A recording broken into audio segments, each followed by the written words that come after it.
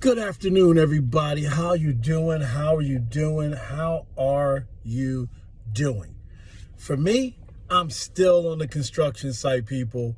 It's one day at a time. I'm working this work site like I'm supposed to, and I'm hoping and I'm praying that you're doing the same thing on your end. So we're back here, man, trying to figure this thing out as we move forward. As I promised you guys, we're going to do this thing together. We're going to walk this thing step by step. You know, for those of you who hadn't been with me so far, just recapping, we're under construction. We are under construction. So hopefully, you know, if you paid attention last week, it was all about clearing the land, right? Getting this ground ready for prep and getting it ready to put that foundation down, right? So we are eliminating those bad relationships, those bad habits, those things that have held us bound and kept us locked down in our generational curses and whatever else that might have been your concern, your issue, your push, right? So that was last week. This week, foundations are starting to be laid, right? Some of you might have already got your foundation down. Some of you might have just started pouring the concrete, right? You're just getting to the place where you're like, I finally broke free from some relationships that I needed to break free from. Whatever level you're at, wherever part you're at, your time frame is your time frame. Don't feel pressured. Don't feel rushed. And please, whatever you do, don't compare your struggle to somebody else's, right? We each have our own battles. We each have our own cross to bear. So do it in the time and in a place that works for you. Don't feel like you're competing with anybody. This is not a race, right? Your healing, your growth, your self-development is not based off of anybody but you. Got me? I hope you do, because that's important for you to understand that. So today, though, I want to really talk to you guys about that next phase, the next step, right? Phase 2 is really about framing up the building, putting the framework together. What does that look like? What does that mean, right? And so, if, again, using our analogy of construction sites, right? Framework is when we're starting to put the structure of what rooms look like, how I want those rooms to look. Am I building a place that's going to have an open floor concept plan? Or do I need it to be cubicle and blocked off and work in sections and in spaces that are conducive to me?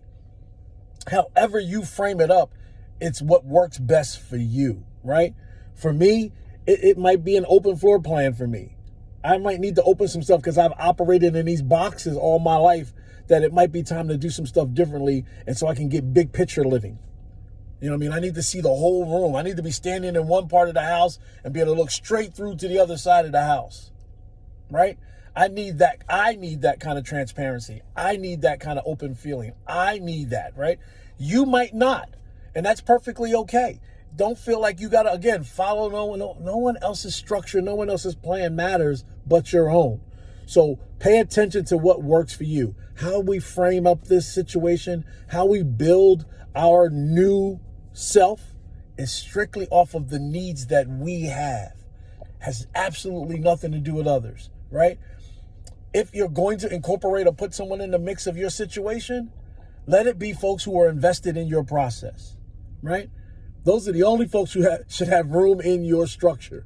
The people who are invested in you, right? Whether they're family or friends or colleagues or just close significant others, those are the only people you should be allowing to have space in your environment, right? So frame up your look. How do you want it to be? What do you envision your rooms looking like? You know what I mean? Do you have an ensuite? Right? Meaning that you have some comfort in your place. You can get out of your bed and go right to the bathroom. You ain't got to go down the hallway. Right? In your kitchen, does your floor plan have an island in it? Or does it have a peninsula? Or is it just an open space? What do you want to have it look like? Does your living room have a sunken living room? Or is everything all on one floor? However, it doesn't really matter to anybody but you how you frame it up. Right? What are we doing? What are you doing with you? How are you living it? Right? That's the big picture. That's what you should be focusing on. You know, do you want to be the professional that carries this stigma around that, you know, you have an understanding of all facets of what you do and you've invested the energy and time in making sure that you know what you're doing? Do you want to be the type of person that's like, hey, I fly by the seat of my pants. I just want to be free-spirited. I want to live in my creative space. Do that. Are you the person that says, hey, listen, you know what? I can't operate without these structures in place. Then put them in place. Right? You put them in place. And again, unapologetically put them in place. You don't owe anybody anything when it comes to structuring you. Right? And I say that sincerely. And I know that there's some folks out there that are probably going to say to me, well, I'm a parent and I got to make sure that I'm thinking about my babies. You absolutely should, because they're part of your circle, right? But be mindful of the fact that one day those babies are going to grow up and move out. And you're not going to have them in the house or in your space or in your circle. They're going to be extensions of that. Have you got a contingency plan, or have you placed some things in place so that you can understand, how do I operate when they're gone? Right? So think about those things as you're structuring you, as you're framing up you, as you're preparing yourself for what's next for you. If you haven't caught on, I'm emphasizing the fact that you should be doing this for you. Right? This restructure, this redevelopment, this under construction moment is about doing what's going to work best for you. I'm trying to do the best thing I can for Ned, right? I am not trying to do this for my sons, who I love unconditionally, without a doubt. But I know that at some point in time, they're going to be moving forward with their own lives that I've hopefully prepared them for. And now I need to make sure that I'm okay with where I'm at and what's going on with me. So continue to push forward in this process with me. Continue to grow this plan of reconditioning and restructuring your mindset and your lifestyle. Know that this process of being under construction is beneficial to you.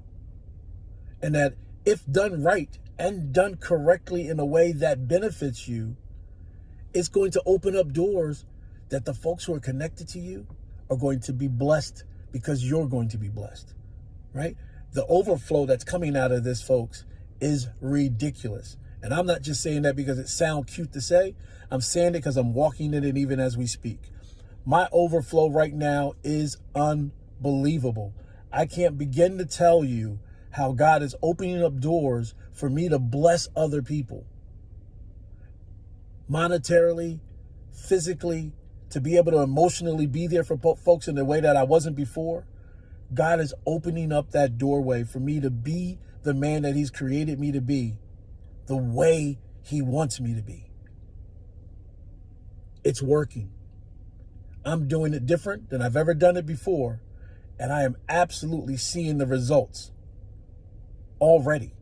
And I'm only at phase 2 of my under construction plan.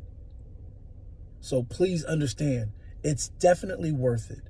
It's definitely something that you should invest in. I can tell you better than I can show you better than I can tell you.